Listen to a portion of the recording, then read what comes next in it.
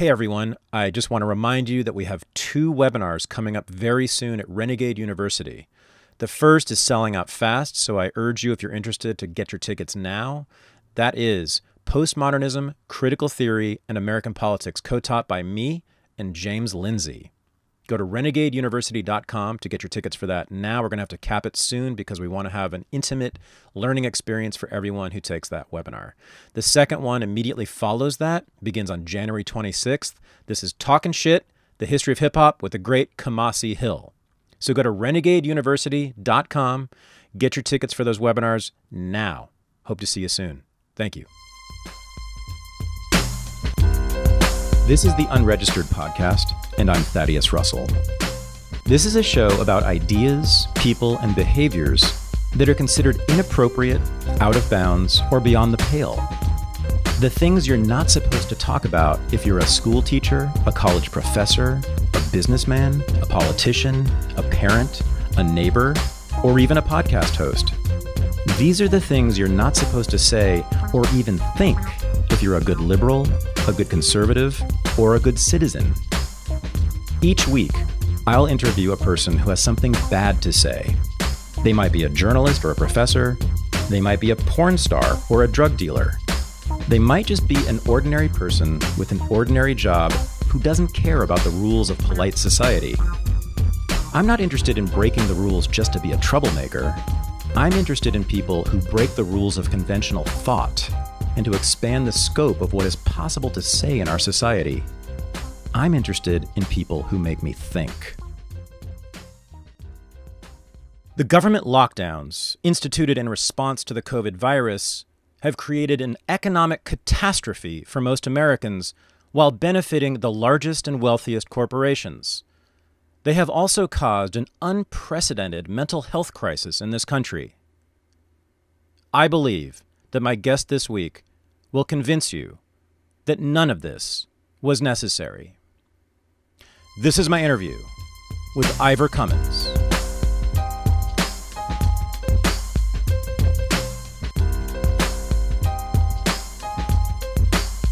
So I am joined from Dublin, Ireland, I believe. Are you in Dublin, Ivor?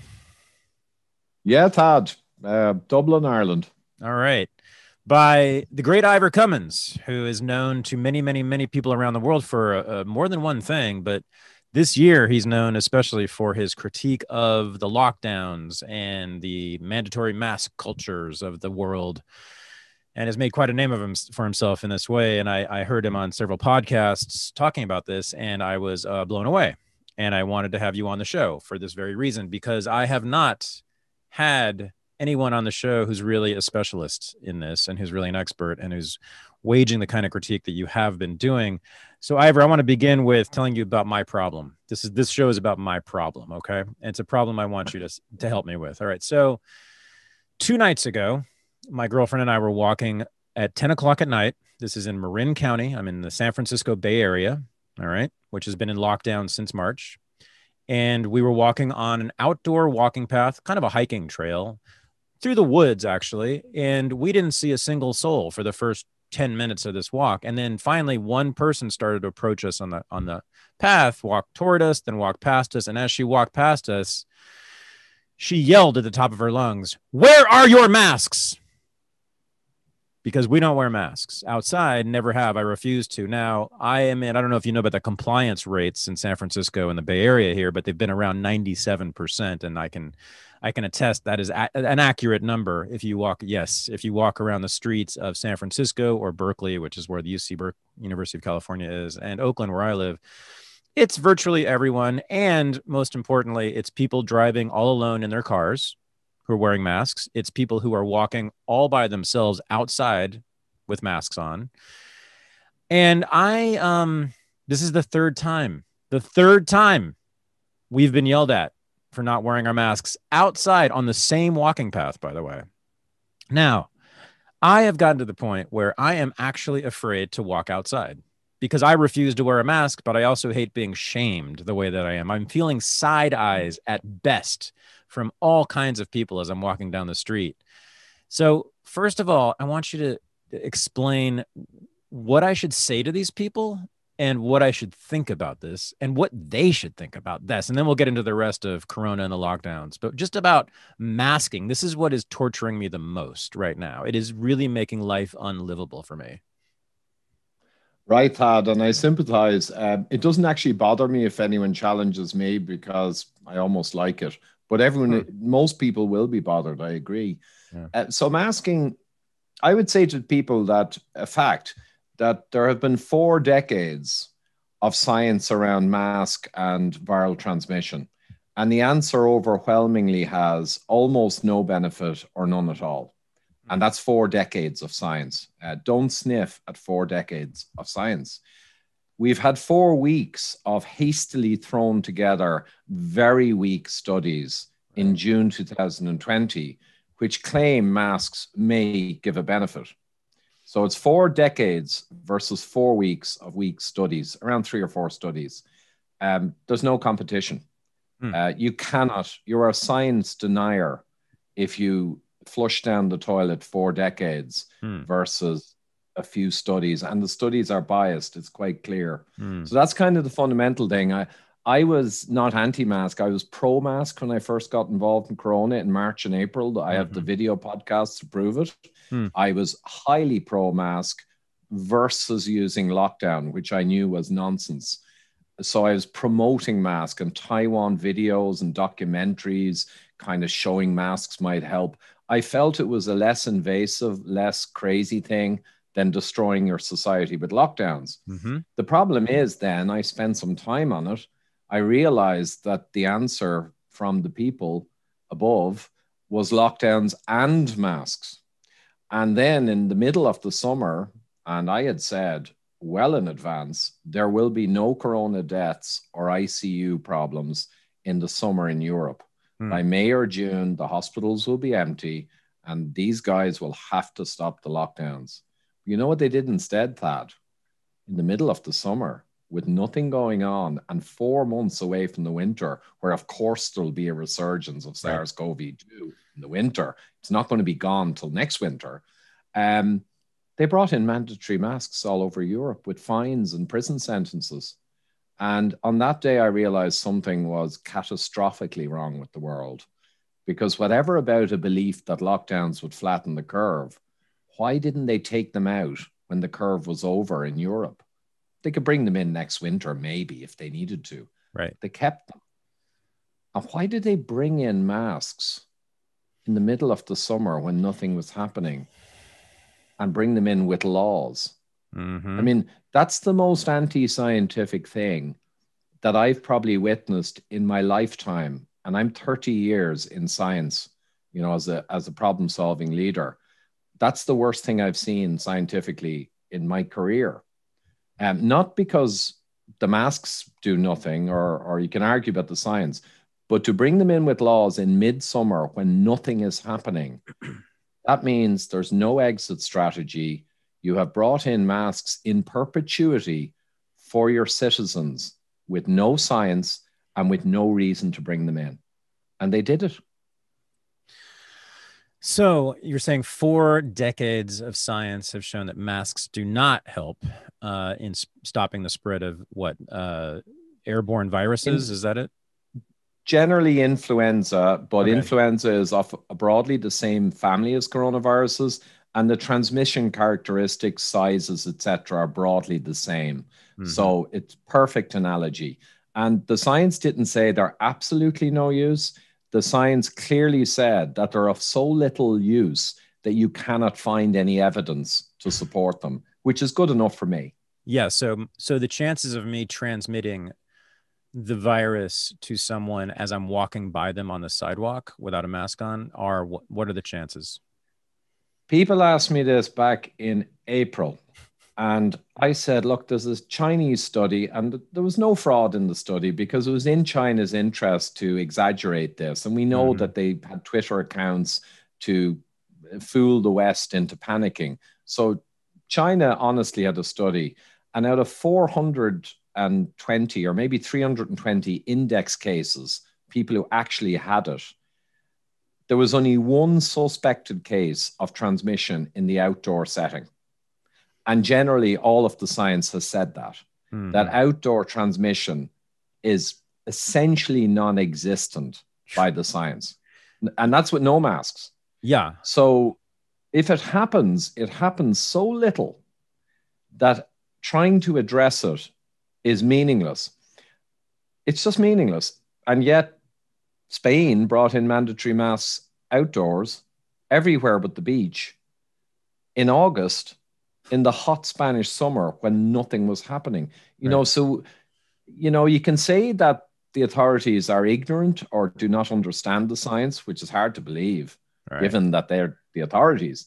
But now we catch them almost certainly knowingly doing anti-scientific things because of how I described it.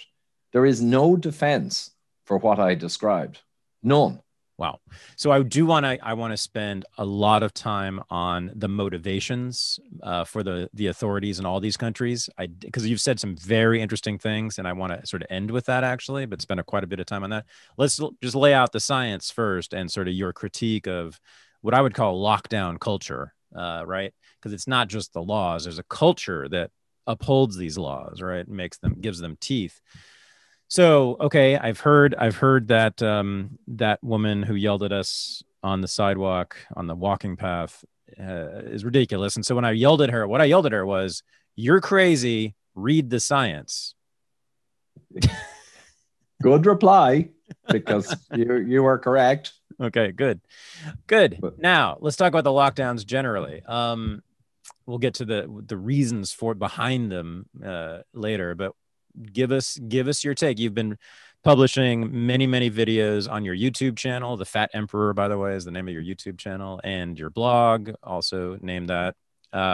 It's overwhelming, the amount of data you've presented, I think, and it is highly persuasive. Is there a way for you to distill it for my audience?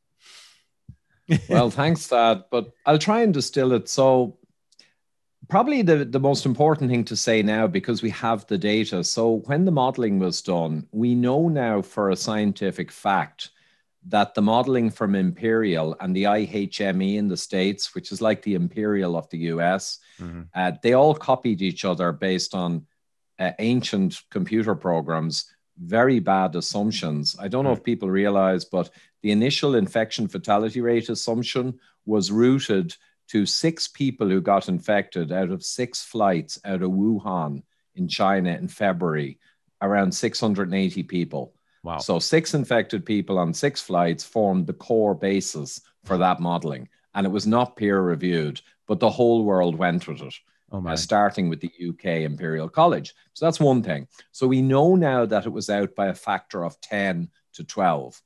So that's just a fact, right? So the modeling was 10 times or more wrong. And that's why we locked down. But anyway, the other thing is the modeling can only guess, but the data, when you actually go through something, can tell. So the data now, we have it all from late April right up to papers published in the last 2 weeks. We have 25 publications of analyses, including one in Lancet and one in the British Medical Journal, a lot of preprints, not peer-reviewed, but they're good science. You read them.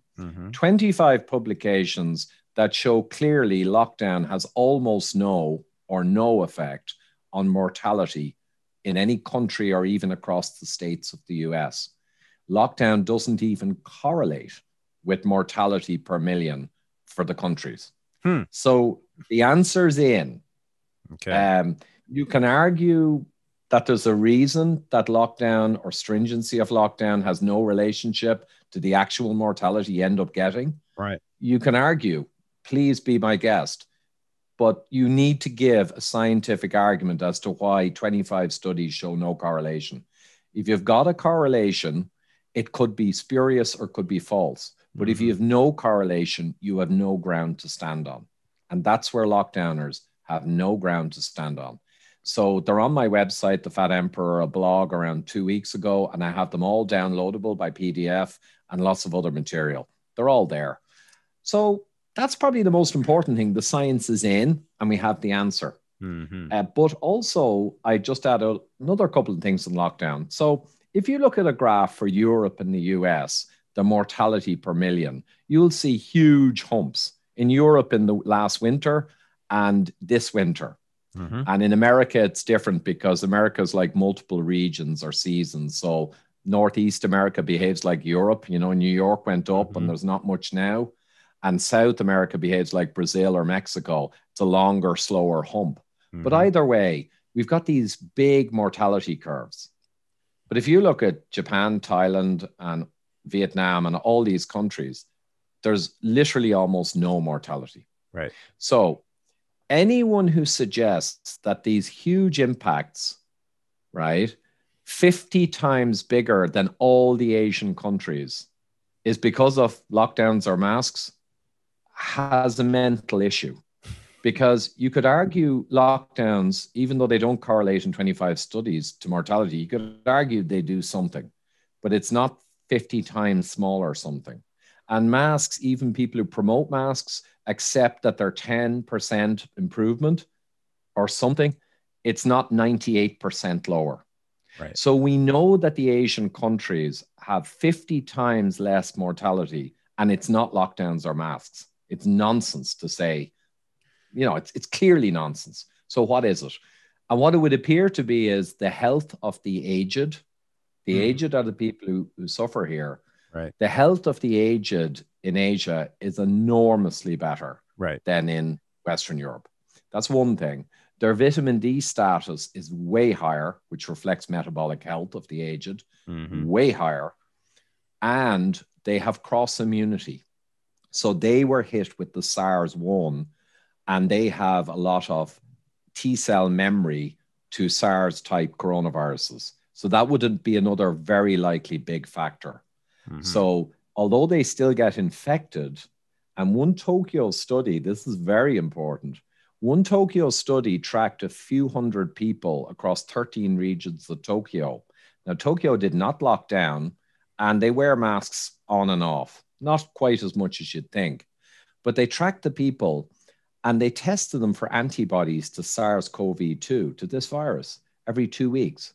And what they saw during the hump in their kind of epidemic, but no one really died, what they saw was that group, as a test group, went up to nearly 50% developed SARS-CoV-2 antibodies. So in other words, tracking properly, nearly 50% of the people in Tokyo actually were infected and got antibodies, but they didn't get the severity of outcome. Right. No hospital problem, very few deaths. Right. So it's not true that they even stopped the infection. They just were not really affected by it. Right. And the reason is what I mentioned, those few things and more. So, okay. So Asia is a great place to look, right? Because you have very different responses to the virus, right? So in China, as I understand it, there was this very draconian, strict lockdown for a brief time, and they sort of got rid of it, right? Is this correct? In a couple of months? No, that's a myth. Okay. They certainly showed on the television, and they sent a lot of video to the West. In fact, it was a push system rather than a pull from the West. They pushed lots of videos of people dropping dead in the street, and of welded doors. That I would say was propaganda, essentially. So in Wuhan, million people or more left that city when the lockdowns were looming because there seemed to be something going on, and they all went out of the city, but you didn't have any problem anywhere else. So there's a lot of question marks. So China basically had this blip. There was a lot of media coverage, but after that, China, for the next 12 months, nothing happened. They were back to water parties with tens of thousands of people, no masks. Right. The videos are out there since May and June. Right. So how people can believe that a bit of lockdown action fixed the virus when it was well out in that population, that's impossible, right? Of course it would have spread like everywhere else. And but nothing happened in China since. So I'd say what they did is they hyper-focused on the impact of this nasty virus. And for listeners, it is a nasty virus if you're metabolically ill or aged, for sure. And you don't have much prior immunity from other coronaviruses. It can be very nasty. But I think China massively exaggerated their experience early on. And once the West kind of went crazy, they kind of went back to business and probably just stopped counting people dying from it. You know what I mean? Most of them are very aged anyway. So I'd say that China just moved on. And are you suggesting that the lockdown there was not as strict as we believe? Well, Professor Michael Levitt, in February of this year, Nobel Prize winner, mathematical modeler of biochemical complex equations, he won the Nobel Prize in 2013 for this in Stanford. So let's not question him now. He was in China in that period. And he just, as a matter of interest, was fascinated by all of this. So he looked at the curves and he realized that the virus, as it rose from the Chinese data, was not exponential. From the first day or two, it was slowing down its spread mathematically, and it curled over independent of their lockdown. And then he verified that with the Italian data. And I also have a risk manager from Wall Street hedge fund, Tucker Goodrich, did a podcast late March with him, and he agreed with Professor Levitt. Now, Tucker was in charge of risk management and projection for a hedge fund in the SARS-1. So that's the kind of guy he is. Again, no point questioning guys like that. Right. And he showed me in Excel, in a long podcast, how in Italy, the thing was slowing down from the first day. Now, it was going up, but it was mathematically slowing down from the first day, and it curled over. And Italy also put in their lockdown after the curve had turned. Okay. And the curve kept going down and ignored the lockdown. It's the same in the UK. It's the same nearly everywhere. Yeah. So mathematically, we know the lockdown has very little impact. The viral curve is a function of your societal metabolic health, the amount of prior immunity you have from exposure to prior coronaviruses, and a few other factors. It's not a function of lockdown. And that's why there's no correlation between lockdown and mortality. And this is why the United States is the champion of COVID deaths, correct? Because we are very unhealthy, and our elderly are especially unhealthy. We have, as you know, everyone knows, tremendous obesity rates here, right? And diabetes rates and the rest of it, right? We are a very unhealthy nation. I mean, apart from the people who live in big cities on the coasts, if you get off the plane in most of America, like middle America cities, you will see most of the people in the airport severely overweight, and we know the rates here. It's ridiculous. So is that an explanation for why not so much Trump's laxity right on this, but it's the poor health of Americans generally accounts for our very bad experience with this. Is that right?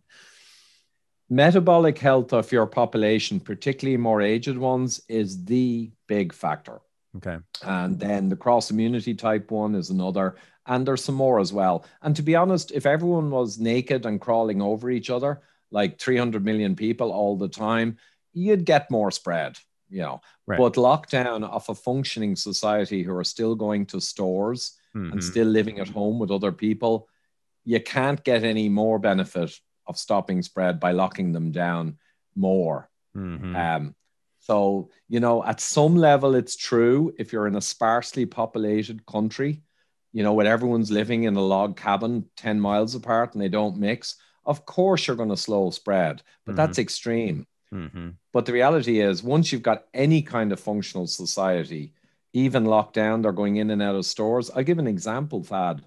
So in Ireland and the US, we have the data. During our major epidemic, right in the hotspot, when there were no masks, all of the great unwashed who were locked down were allowed to go in and out of the stores. So think about this. I love this. The store workers were working in the stores, and they had token distancing and some other stuff, but no masks. It's indoors, right? Oh my God. They're hugely exposed because all of the people are flowing in and out all day long, 10 hours a day. So if lockdown worked, the non-lockdown store workers, which they were non-lockdown, they were super exposed, right? They have to have a higher signal for infection and mortality, but they didn't. They didn't. Yeah. So for the lay person, that's the example I give.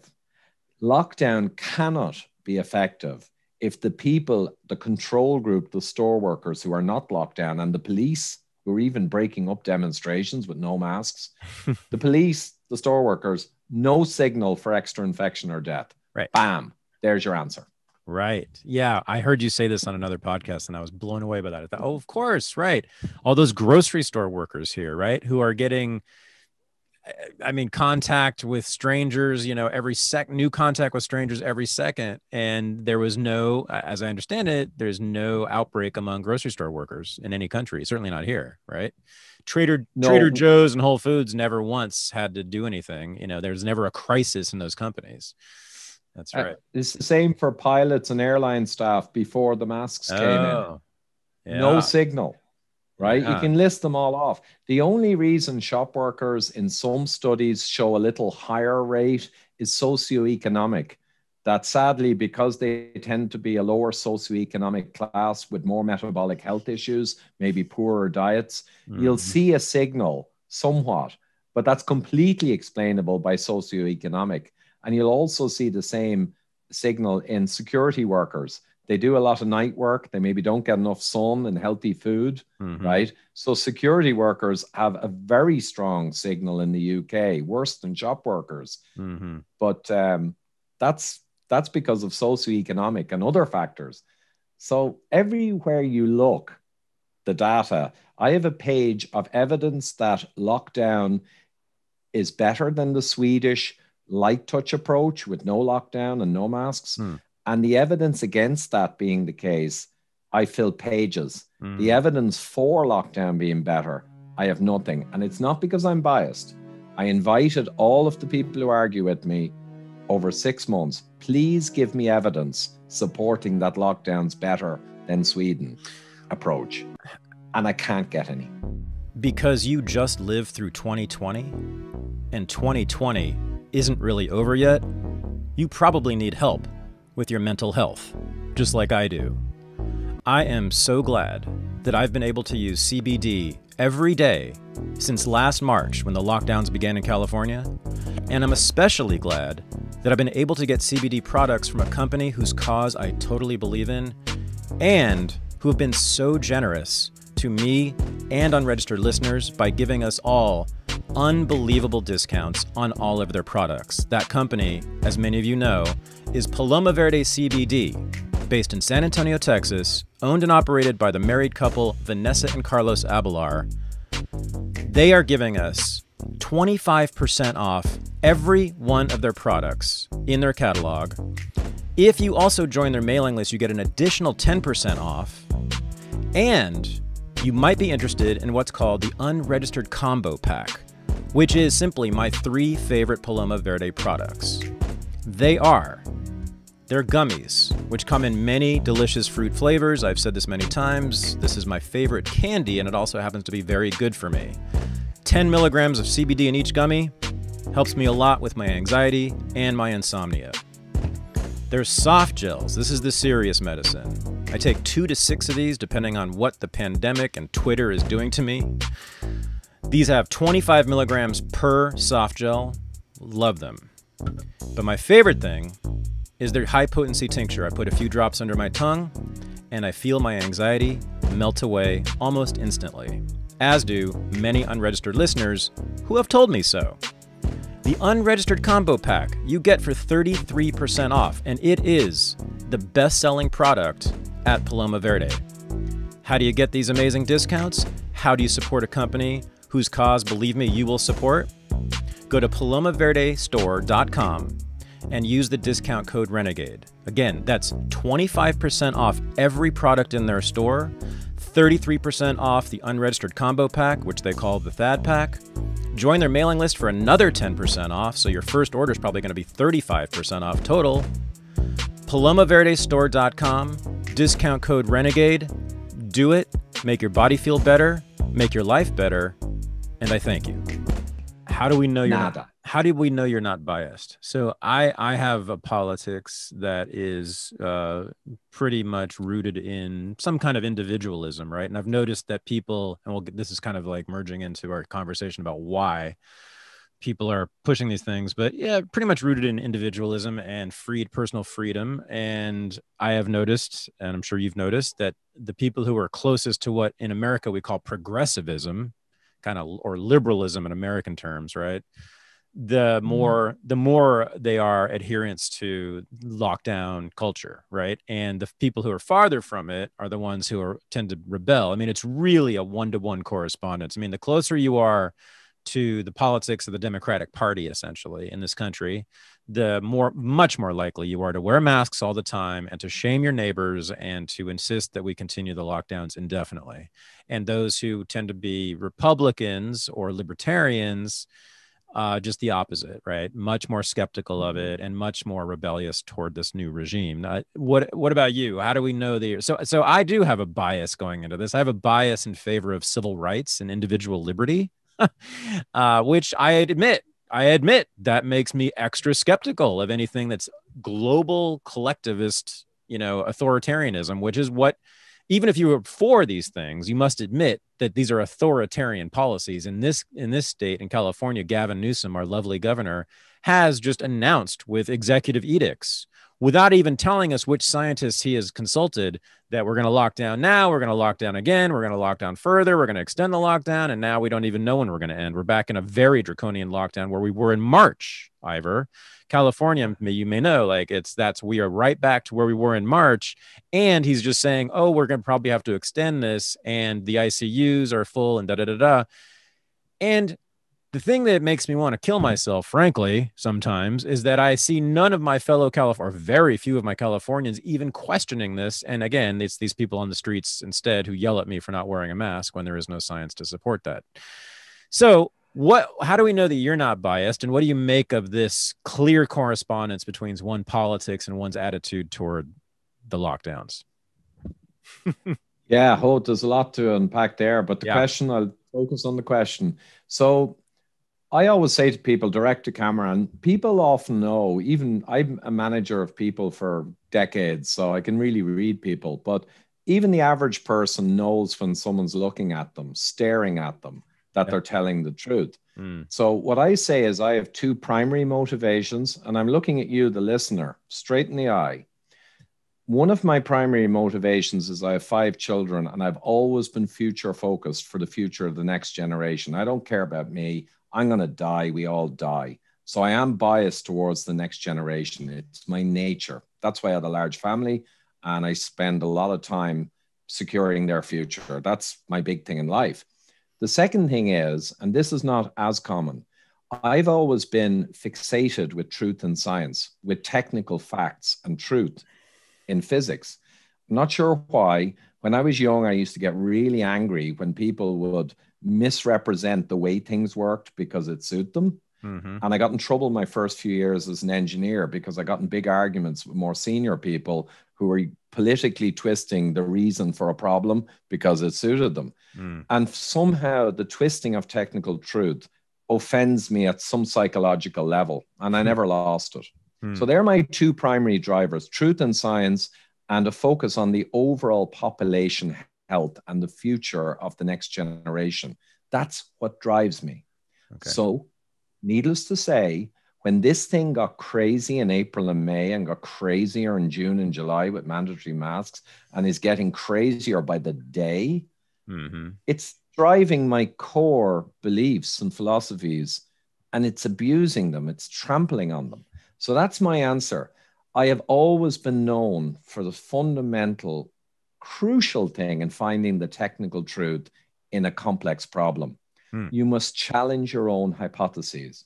So most people nowadays, Professor Karl Popper, who was a philosopher on basically how you get technical facts and truths versus incorrect things in science, he said the same thing. And I didn't know that years ago, but I still believed it. You challenge your own beliefs and hypotheses. You don't try and find evidence to support what you believe. You strive to find evidence that breaks your hypothesis. And in doing that, you rapidly kill bad hypotheses and you get rapidly to the correct one. That's my whole life. That's what I'm doing now too. But guys, I can't find any evidence to break my hypotheses. Mm-hmm. So in this country, you may know this, maybe not. And this is not an exaggeration, my listeners can back me up on this. If you express any skepticism about the lockdowns and masking, you are labeled a Trump supporter. It's that simple. You were dismissed as a Trump supporter, and which for me is infuriating because, hello, everyone, I am not a Trump supporter. I think he's a war criminal. I think he's disgusting in terms of policy. He's been especially disgusting in many ways. I wouldn't vote for him if he held a gun to my head. So we are not allowed. We are not allowed because, of course, in this country, being a Trump supporter is anathema in the mainstream media. You are the devil.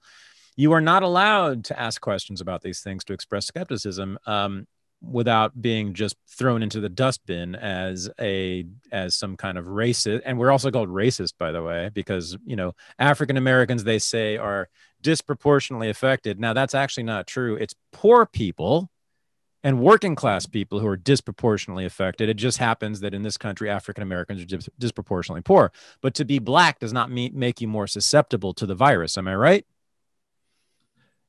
Yeah, I mean, a Black doctor, for instance, to your point, is not particularly going to be put out compared to a white doctor or whatever. It's socioeconomic, like we said about the workers earlier. Yeah, right. Now, there is a fact that there is a metabolic and scientific reason why a Black person will be hit harder by the virus, and that's because of lower vitamin D.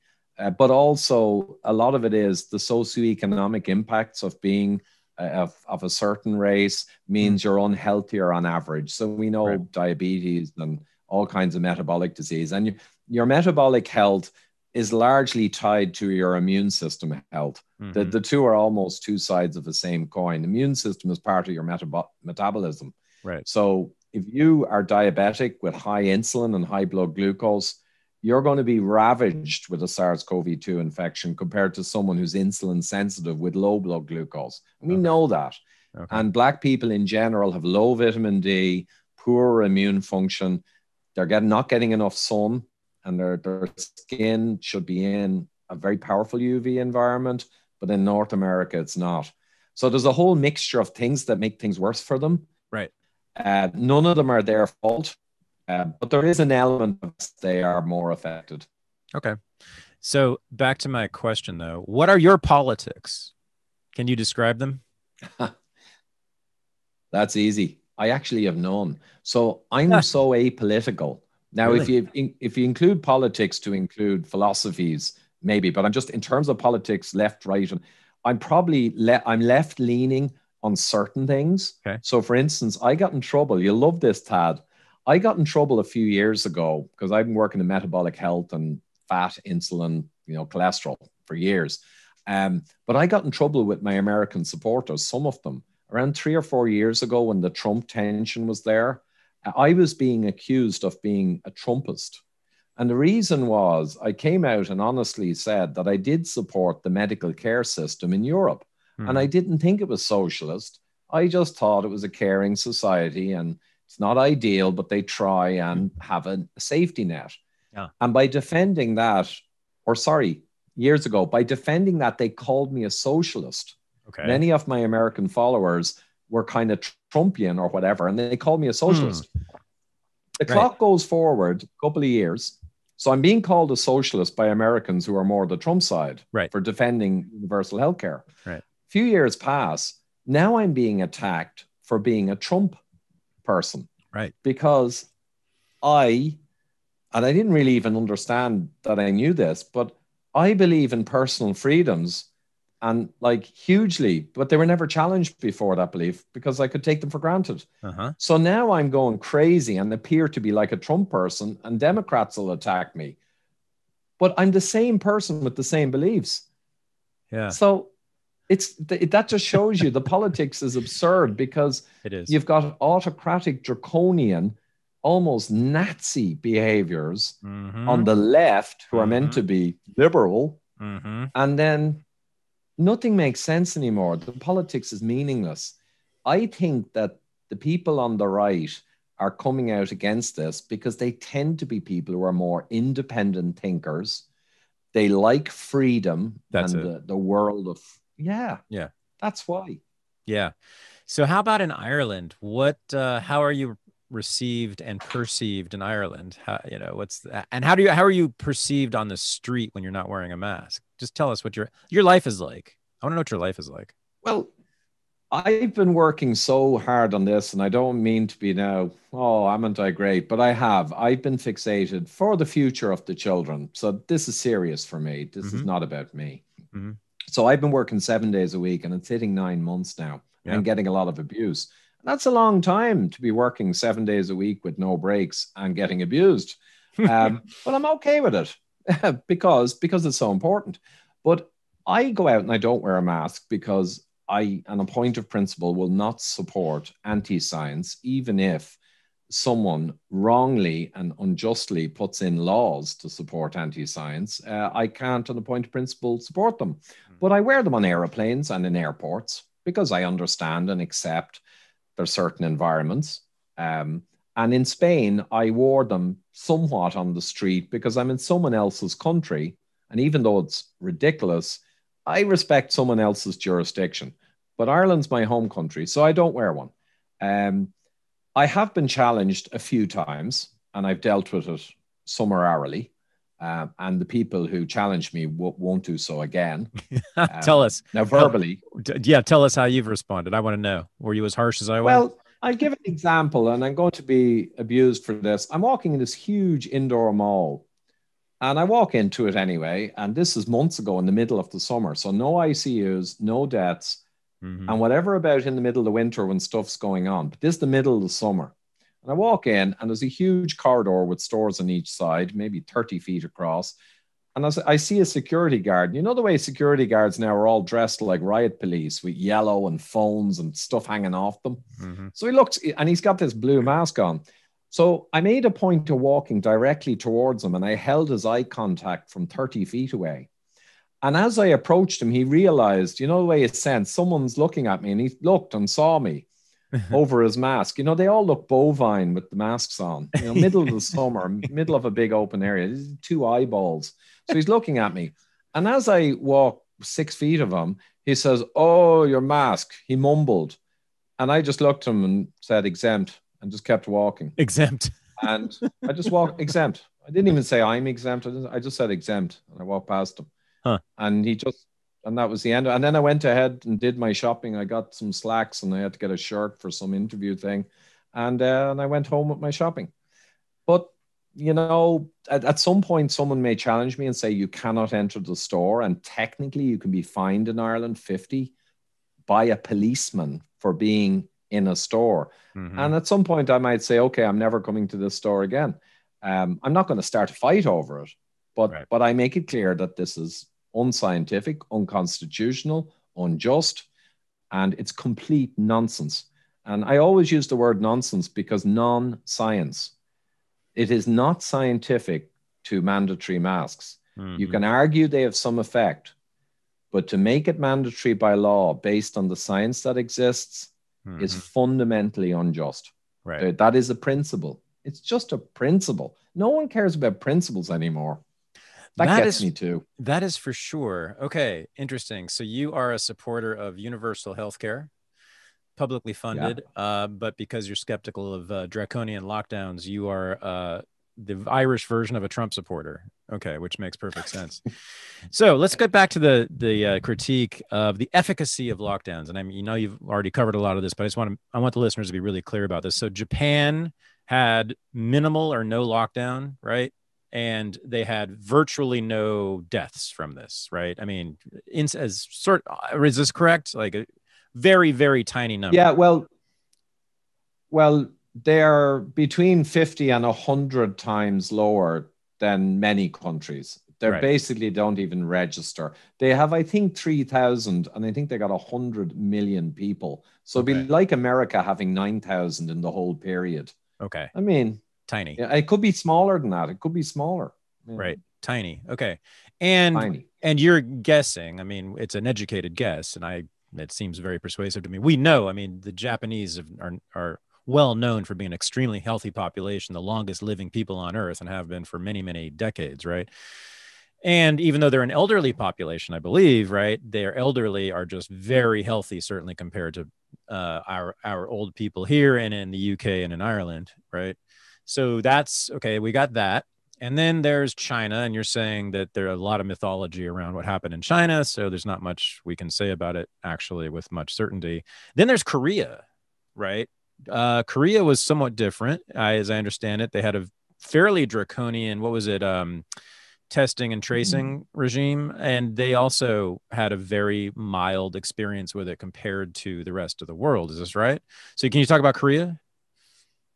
Yeah, well, Korea, everyone, you see, a country politically, if it ends up with a low impact, obviously all the politicians are going to crow about it.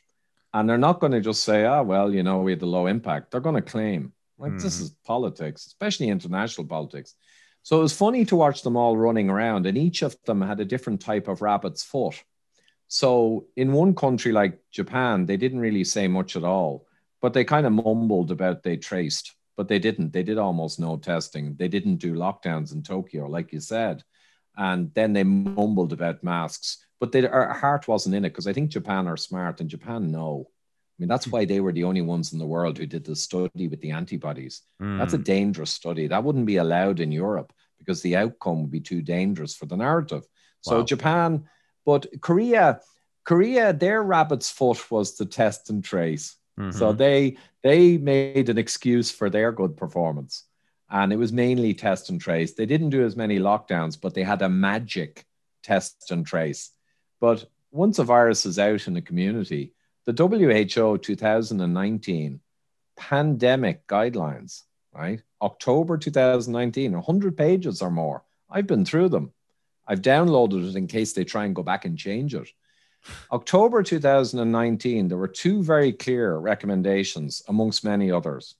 One was that testing and tracing, once a virus is largely in a region, which it certainly was in all of these countries by February, March. Right. Testing and tracing is not recommended. And the other thing was quarantine of exposed individuals. Now, not symptomatic. Symptomatic people stay at home, of course.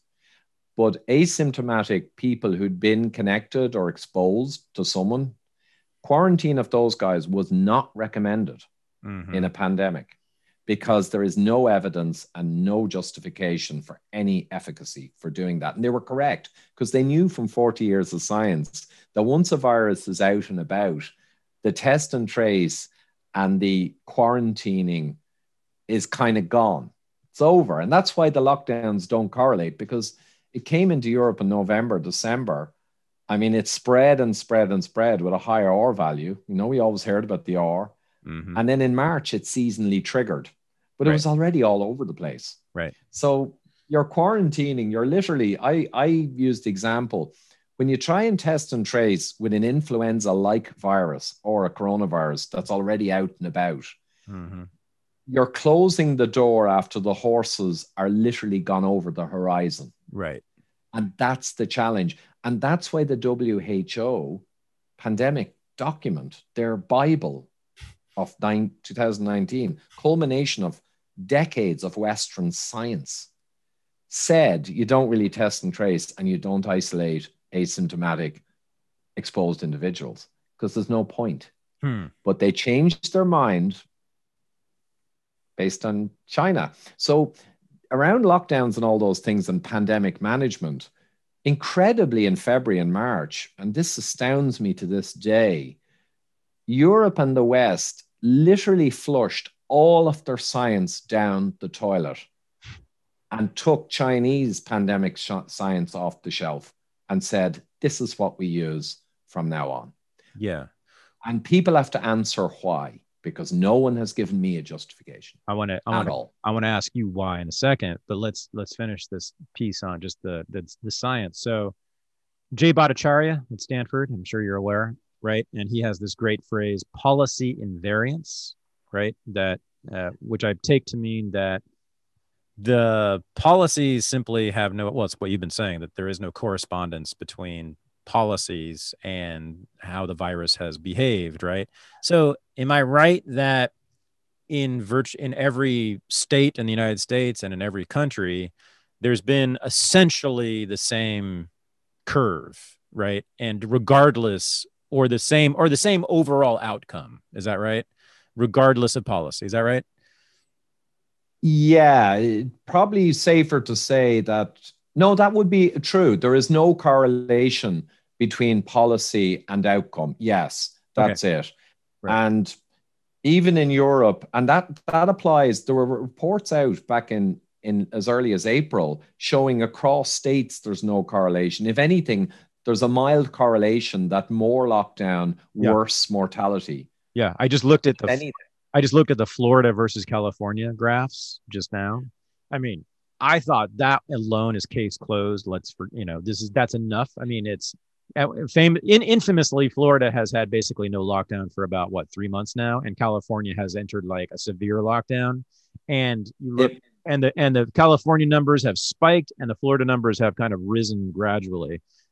I just don't. And of course, DeSantis, the governor in Florida, is considered to be the most maniacal, irresponsible governor in American history. But it seems to me to be absolutely the case. And these are also similar states. They're both warm weather states.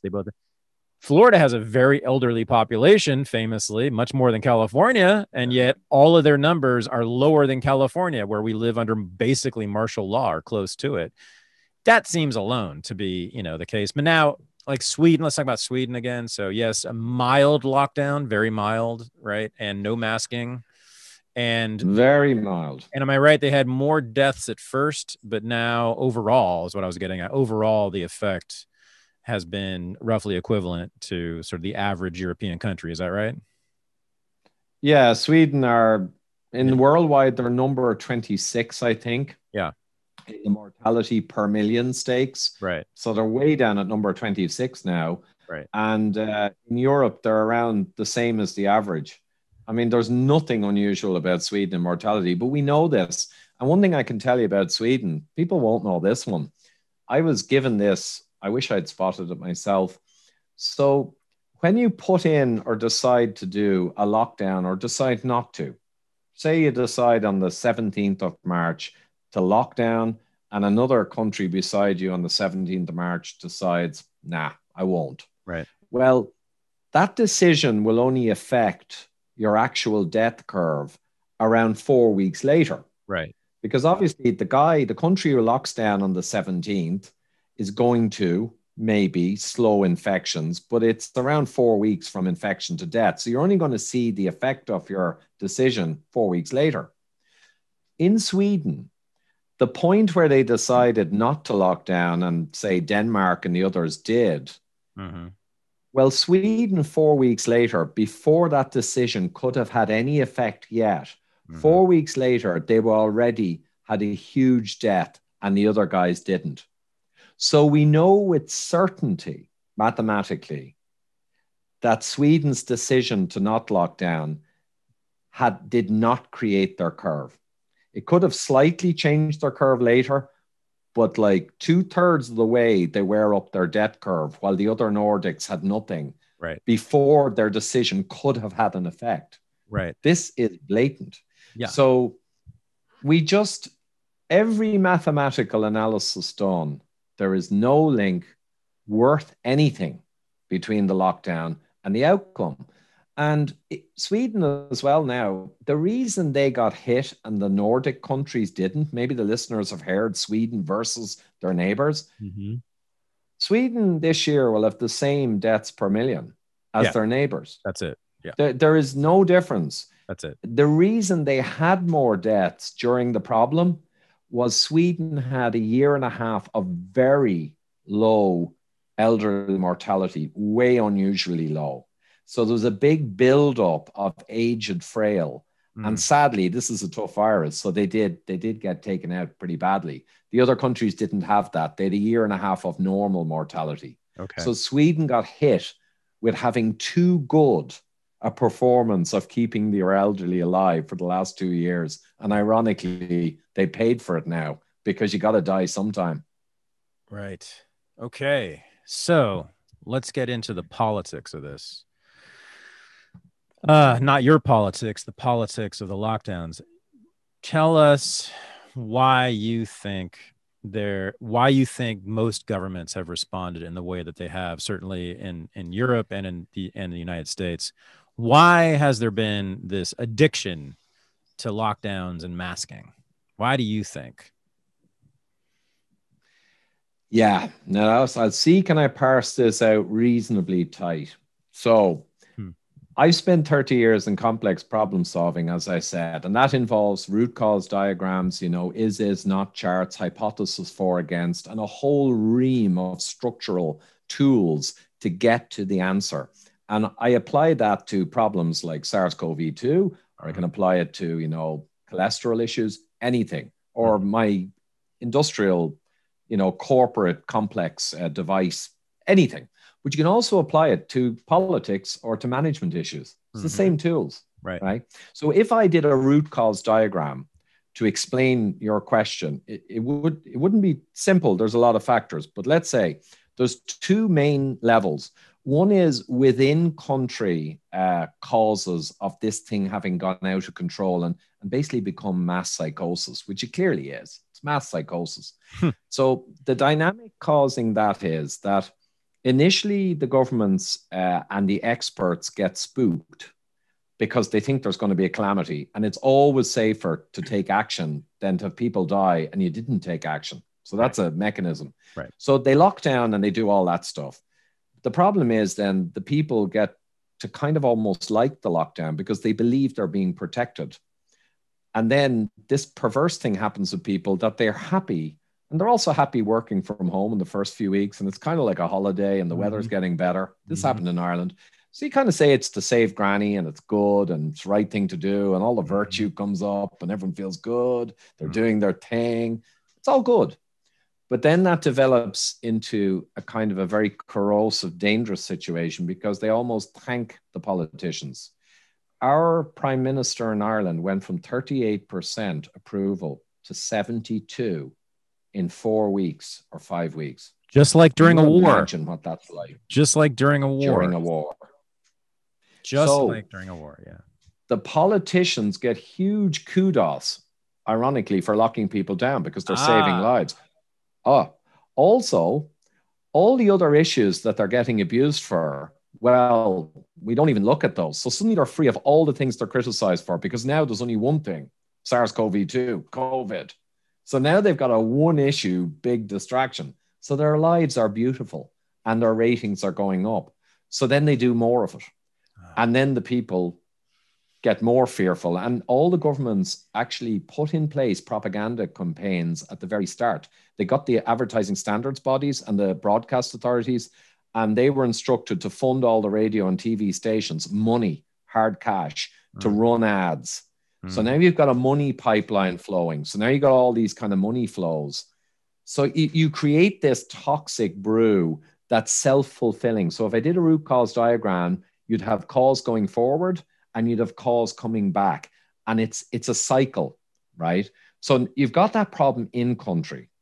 And I won't go on about that, but there's many more things about that, but that gives the flavor. So that's group psychosis within a country. Nice. But now you have to look at the other engine, right? So that's a big engine of psychosis, but you've got another engine. It's less recognized. The other engine is international bodies that are extremely interested in this thing and are extremely influential. Yeah. No conspiracies here. The WHO was handed the baton to tell the world what to do. Everyone was to defer to the WHO. So now see what you've done. You have handed the leadership of everything, coordinated leadership of response, to an unelected, non-democratic pseudo corporation. It's actually more like a private corporation than government. It's not a government body. That's dangerous. The WHO have made it clear for 9 months at every turn, they have come out with stuff that has been very apart from the true science. I'll give you one example. On the 28th of July, when we knew with absolute certainty that this was powerfully seasonal, and you just look at the Europe spike, nothing summer, spike in winter. I mean, it's so obvious. Right. They came out on the 28th of July with an announcement, a bulletin, and I have it on my drive here. Coronavirus SARS-CoV-2 is not seasonal. It is not like the flu, and it is not seasonal.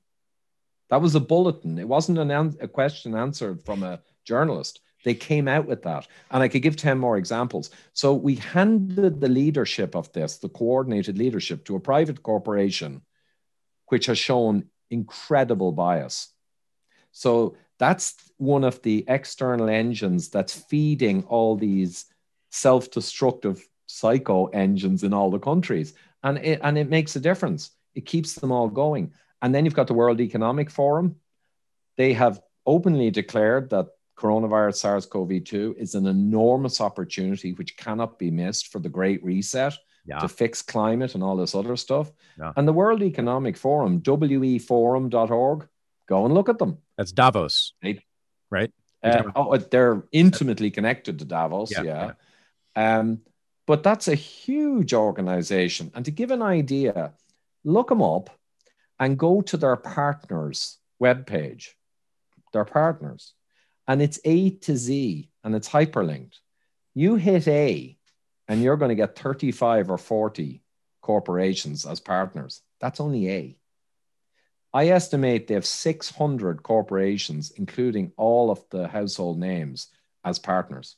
So people think WE Forum is like some kind of crazy Davos little crowd. They have 600 corporate partners. That includes Pfizer.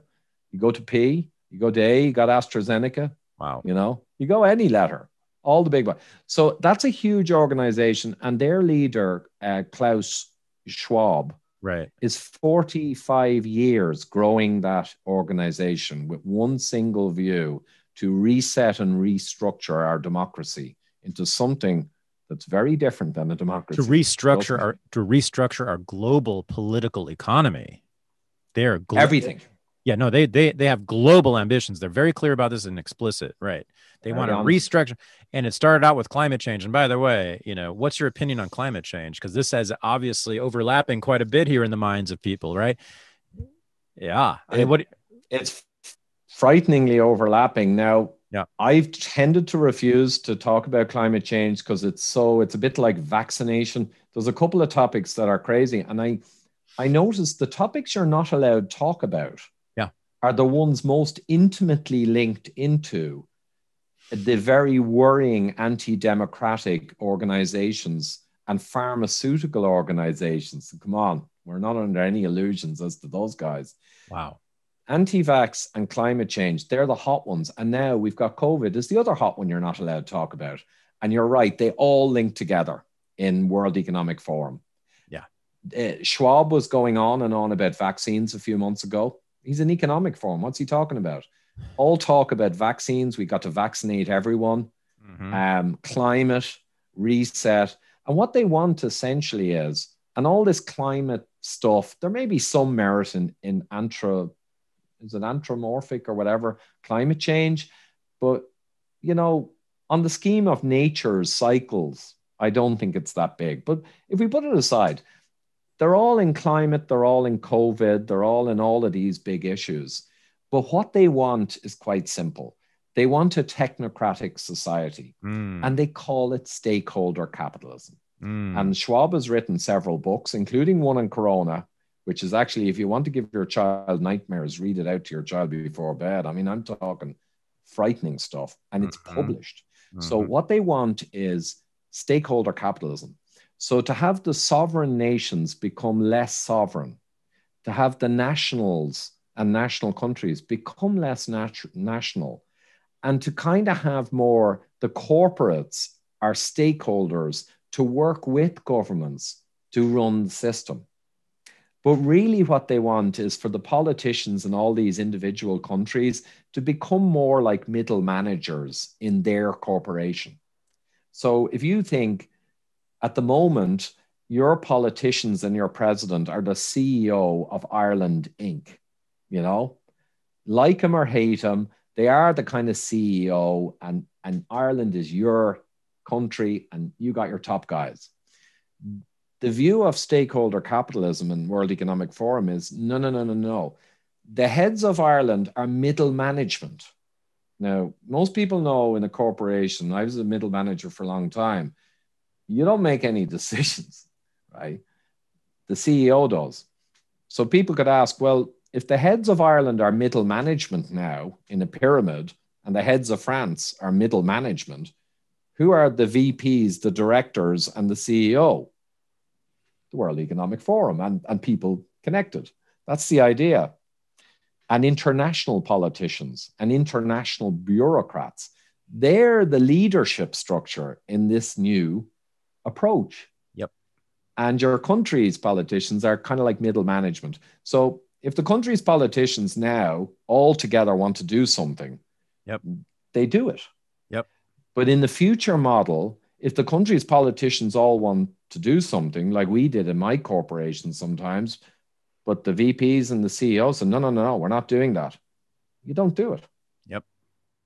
But that's the difference. People need to understand it's bringing corporate structure to Europe and America, led by the ultra wealthy, the corporates, and very important international dignitaries and bureaucrats, the Clintons, all these people who are movers and shakers. They'd be part of the management of the world. Yep. There's no conspiracy. To be honest, if I were at that level, I don't like to say it, but I'd say this is a great long game program because it's going to make the world more stable, manageable, and leverageable. So my daughter, right, is a medical student, and I was explaining some of this many months ago. And I kind of explained to her how it worked. And she said, damn. And I said, what? She said, they want an effing ant farm, don't they? And I've used that phrase ever since. Yeah. They don't want to kill people. They want to run an ant farm. And all the little ants, ant farm. So in the 1910s, the West, Europe and America created the Hun in our minds, in the minds of the people, right? The German Hun, who was an animal who would never stop. He would never stop. He was out to kill us all and to dominate the world. He was a beast, a monster. And we had to defeat him. And the only way to defeat him, Ivor, don't you know, was to remake the political economies of all those countries to fight the war effectively. And what they imposed was what you're describing now, a form of what I call corporatism. And it's been called this by other people too, which is, it's very much what you're talking about, where the corporations, the big corporations, manage the economy with the government together, right? And so it's not the corporations making all the decisions, it's doing it in unison with the government heads, right? And that's exactly what they got in both World War I, when they first defeated the Hun, and then in World War II, when they had to defeat him again, and along with his Japanese monster enemies, right? We did that, and then out of that, we got rules, laws in this country, and I think in Europe too, in which the corporations and the government were essentially establishing policy for all the rest of us. Then we created Al-Qaeda as the big enemy that was going to kill us all, and we remade much of our political economy in around that too, to fight that war. And then in this country, especially, but also in Western Europe, over the last 4 years, as you well know, Russia, the Russian threat, Putin was the new monster who had to be defeated. And what did we have to do? We had to change our communication systems in this country. We have to have the major networks that broadcast communication, like Facebook and Twitter and all of social media, right, which now has a monopoly on communications. We now have rules where you cannot question things like the election result or climate change or a whole host of things, or question back in the day whether Russia, hacked the country and was now controlling the presidency. Yeah. And now I think with climate change, and Naomi Klein has said this explicitly, the reason that she became interested in climate change, she says she wasn't originally, she was a socialist and she just didn't care about environmentalism until she saw that climate change was, and this was her word, an opportunity, because you create this fear of climate change. And back, I remember 25 years ago when I first saw a headline about it, I remember panicking and thinking, oh my God, they've convinced me that I'm going to be underwater in 10 years and my son is going to live in a hellscape. Yeah. Well, we know that the big climate change activists are calling for radical reconstruction of the global political economy. At Davos in and everywhere. All the major environmentalist groups want this. Okay, they said the only way to save the planet is to introduce basically a global version of social democracy, which is corporatism, right? Where the corporations and the government co-manage the economy. And now we've got a new one. We've got this pandemic, as you're saying, and this, I think this fishtails perfectly with your argument here about about COVID. Wonderful, wonderful opportunity. Again, we must remake the world's economy, political economy, because COVID is the new Hun. It's going to kill us all. It's going to kill us all unless we let Pfizer and Moderna and all the governments and the Chinese Communist Party and the World Health Organization and all their corporate sponsors make all the big decisions and, again, restructure the global political economy the way that they see fit in this technocratic way that you're talking about. I think you're absolutely right. And the only thing I'd correct there, Thad, is rather than killing all of us, obviously it'll kill all but 99.98% of us. That's right. That's right. It's like, but yeah, that's exactly it. It's a form of disaster capitalism. There you go. And right. We've seen it so many times. I mean, there is nothing like a disaster for an opportunity. But this time, like with the tidal wave, I think in Indonesia, was it?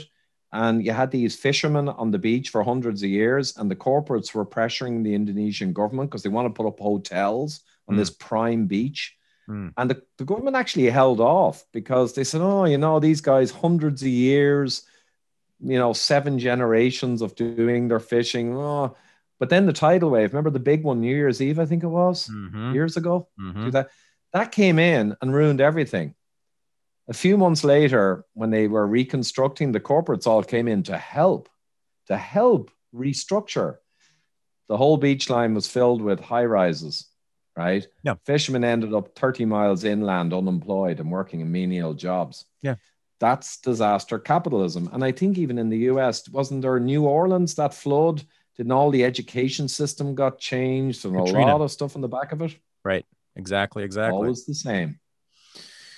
Yeah. Yes. Let's talk about the effects of the lockdowns, and then I'll let you go. You know, right? People are pretty much refusing to look at in any serious way what the lockdowns are doing to human beings, to human lives, to human bodies. Can you talk about that? What are the effects of this?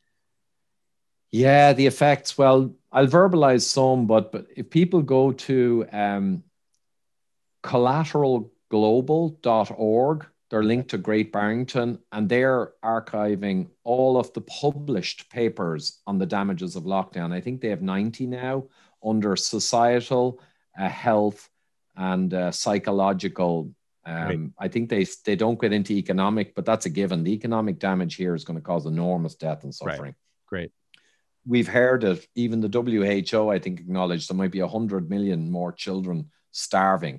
I mean, but if you go there, you can go through all the horror. But to give some examples, I mean, we've had anecdotally, the number of suicides related to lockdown. I'm linked to networks that I know of 3, and I never heard about suicides before. There were 3 triple suicides in Ireland over the last few months in the newspapers. Triple suicides, which like are one every couple of years in Ireland. We're a small country. And in England, suicide attempts, and this is real data, in London, it's hard to get that on suicide because the coroners, it takes a year or 2 before it's released. So it's hard to know right now. But in England, suicide attempts for the paramedics went up 70% during the period of lockdown. There's surveys in Ireland on psychological health, and there's a dramatic shift versus prior years in the negative. And we all know it. Lockdown, unless you're sitting on your ass in a nice government job or working from home on a big salary, lockdown for most people who are losing their businesses, losing their work, their right to earn a living, you know, losing everything. In Ireland, we've lost all sport. It was a huge thing in Ireland. I try and tell people, you know, just imagine what they've taken off you, and you've said nothing. They've taken all your sport. They've taken your weddings limited to 6 people. they've taken your funerals. They've taken your ability to visit your parents in their last months, where it doesn't matter a damn visiting with them, right? They've taken away your jobs in vast numbers. And I could go on. They've taken away your bars, your socializing. They've taken away your parties. They've taken away your theaters. They've taken away your movies. They've literally taken away everything. And we know there's 25 published studies that show there's no linkage to death rates. Like the enormity of it. But there's figures coming out now on cancers.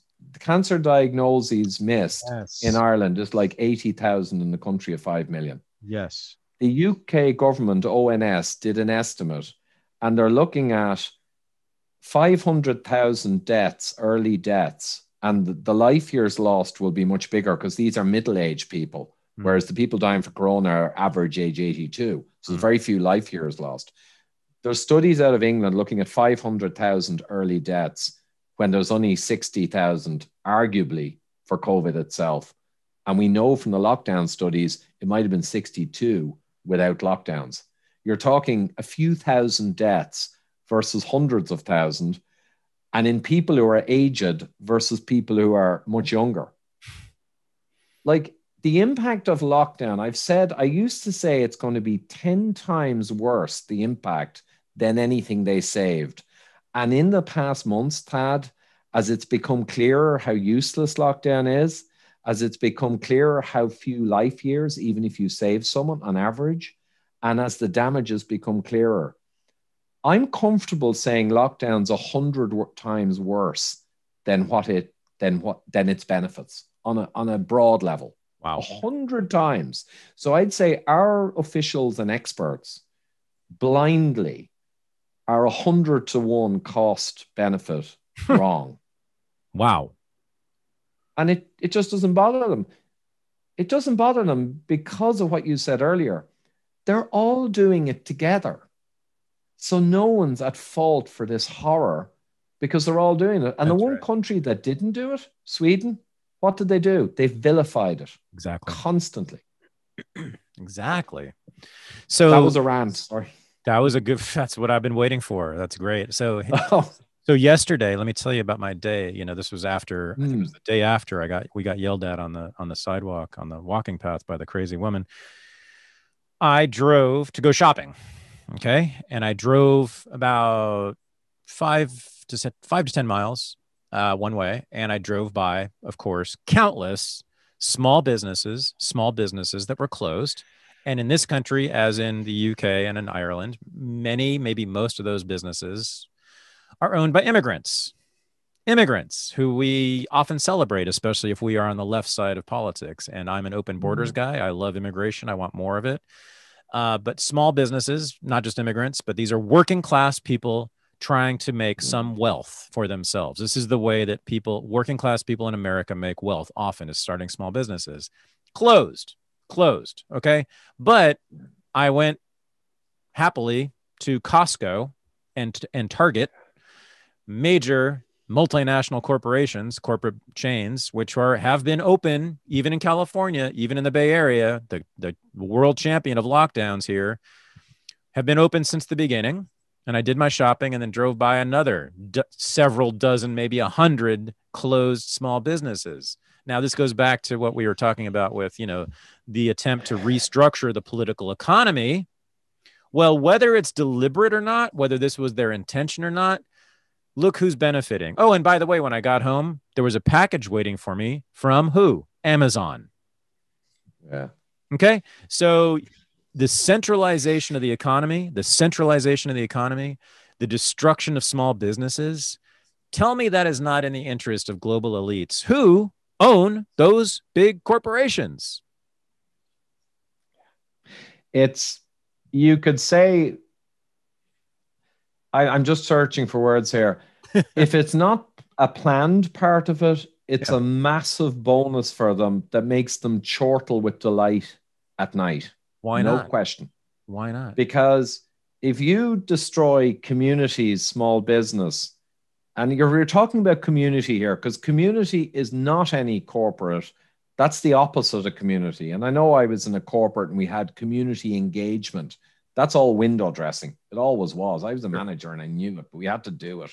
Because you don't want to look like just a corporate who's hiring local people and making huge profits. We made massive profits.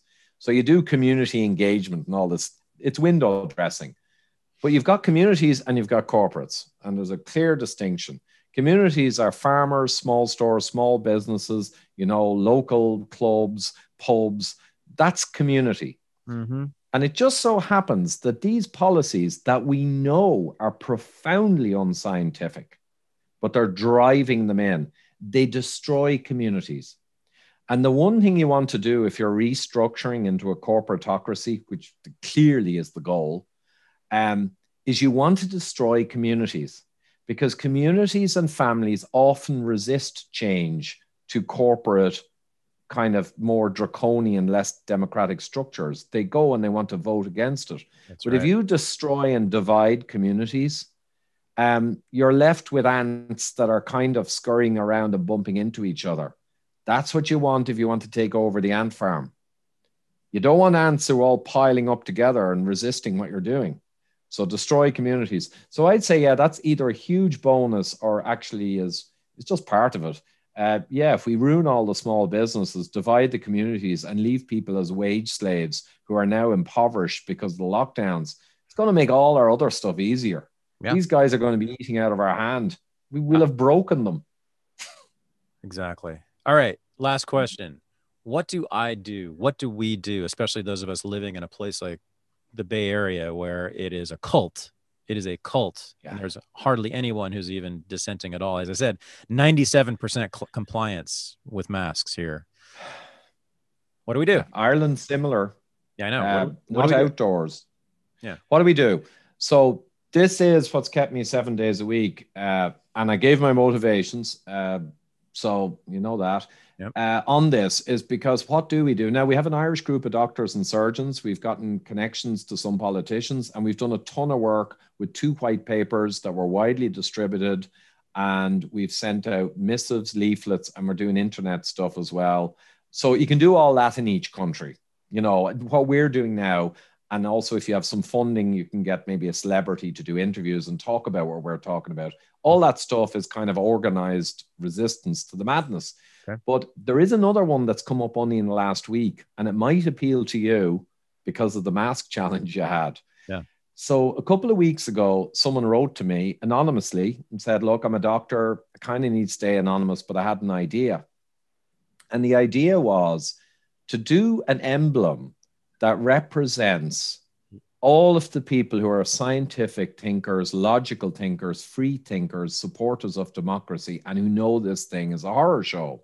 Yeah. Not anti-vaxxers or 5G heads. No, all the people like us who are smart thinkers, who know this is terrible, who are scientific. And he picked the smiley face. Yes. And he said, this is a classic emblem. And it was used, acid house, but it's got all these connotations of hippies and freedom and a better day, a better time in ways. Yeah. Take the smiley and put a message on it, or maybe myriad messages. Yes. And have it represent where you are simply saying, I am part of a huge group of people around the world who disagree with this. Doesn't mean we're rabidly anti-mask. It doesn't mean we're in any way anti-vaccination in principle or any of the bad stuff. It just means we want discussion and we do not consent to what's happening. We want a discussion. I had exactly this idea. Oh, great. I love it. Well, yeah, this one has already got traction on Twitter. And the other side are already complaining. What are all these smiley faces on people's, avatars? So it's getting traction, but it may soon get a lot more. So I've been hearing from people, there's groups setting up a lot of websites selling the badges. I threw out a suggestion, reject bad science, bring back the smile. Yeah. There's a website I can send you a link to that's got really good people, medical background people, doctors, helping to spearhead this, and it's already selling badges and already has downloaded PDF of cards and all kinds of material on the theme. So I think this could become something really genuinely huge, because it'll give an outlet for all the people like us who currently, what do you do? Well, here's one thing you can do, and no one can complain. I'm wearing a smiley badge and say I question the science. Nothing wrong with that, surely. It's not even offensive. Right. And, I would like to see in a few months, more and more all over the place, you'll actually in your own country begin to, in real world, bump into someone. What's going to happen when you see someone with one of those faces? You're going to be able to go over, no mask, stand that far apart, and talk about this. That's it. You'll find a friend and an ally and a comrade. Absolutely. And I had exactly the same idea. And I thought, because for me, again, back to the masking and my feeling of alienation here, right? What's so horrible is being in like a supermarket where I have to wear a mask and not knowing and sort of assuming that everyone in that supermarket wearing masks is against me. But there must be, even here, there must be some people in that market who agree with me on this stuff. So we can put the badge, when we have to wear masks, we can put the badge on our mask. You can do that too. Yeah. And you know what? I did have one little warning that there are masks out there that are a full smiley face, and they're actually saying, hey, it's great, I got a mask, I'm keeping Granny safe. So you got to be, but a black mask with a small smiley is a different message. I love it. T-shirts. So everyone's going to get in on this. All third parties are already getting in. Okay. They're going to be T-shirts, there's going to be hats, there's going to be everything. The ideas are pouring out of this group. Now, I'm linked to them, but I'm not actually driving it, but I'm delighted to push it on Twitter. And it's endless scope here for ideas like lanyards that say you're exempt, the smiley faces on it. And the messages. I liked one I thought of today, and this is going to be its debut, Tad, on your podcast. All right. So I was talking with my wife about this, and we're quite excited about the power of it, like a flower, peaceful protest, whatever. And it occurred to me the phrase, okay, I support science, and then I smile. So rather than bring back the smile, I smile. I reject bad science. I smile. I do not agree with whatever. I smile.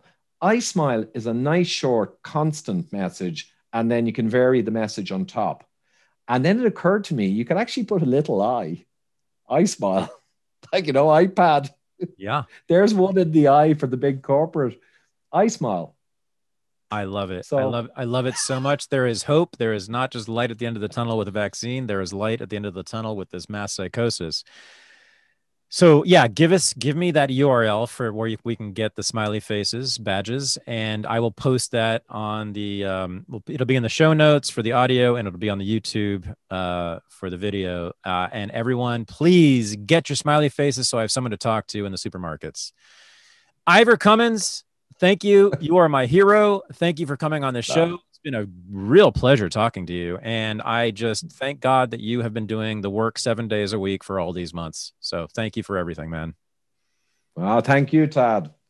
Great stuff. And we'll circle back maybe later and see how things are going. Let's do it. Let's do it. Okay, my brother. Thank you so much. Bye-bye. This is the Unregistered Podcast, and I'm Thaddeus Russell. To join the new Renegade University, go to renegadeuniversity.com. To join the new Unregistered Underground, the supporting listeners group for the podcast, go to unregisteredunderground.com. Thanks for listening.